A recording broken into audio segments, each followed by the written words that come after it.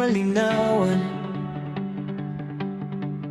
Di na mabura ang iyong mga rawan.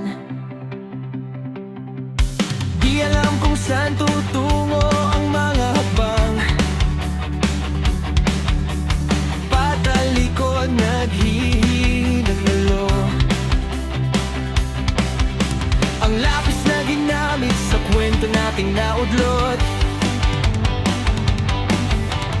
bawat buklat ng aklat binabalikan.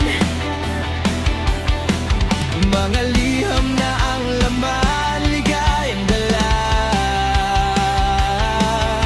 Ikaw lang ang may akda sa lahat ng pahinang sinulat ng tadhana. Ikaw at ikaw at ikaw pa rin. Ang yugtong paulit-ulit kong babalik-balikan. Sigaw ay ikaw pa rin. Patuloy kong panghahawakan ng iyong mga salitang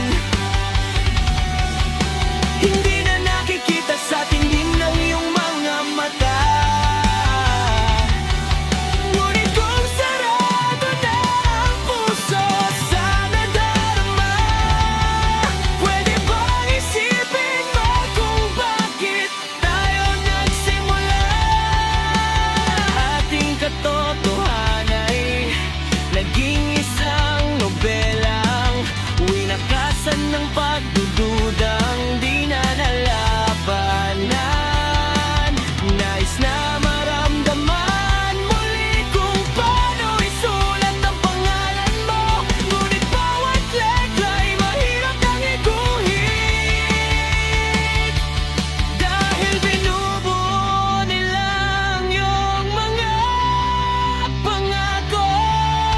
Sa lahat ng pahinang sinulat ng tadhana, ikaw at ikaw pa rin.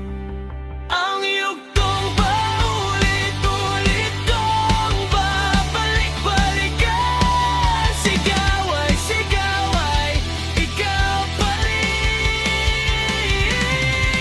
Simula sa wakas na di matuklasan, pabalik kung saan di na natagpuan ang mga matang nakatanaw sa umpisa. Ang yugtong di na sana naisulat pa.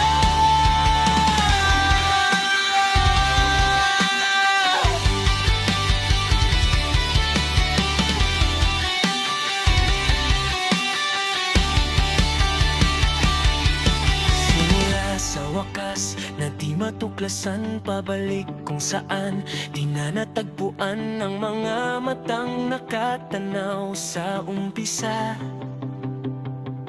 Nung yugtong di na sana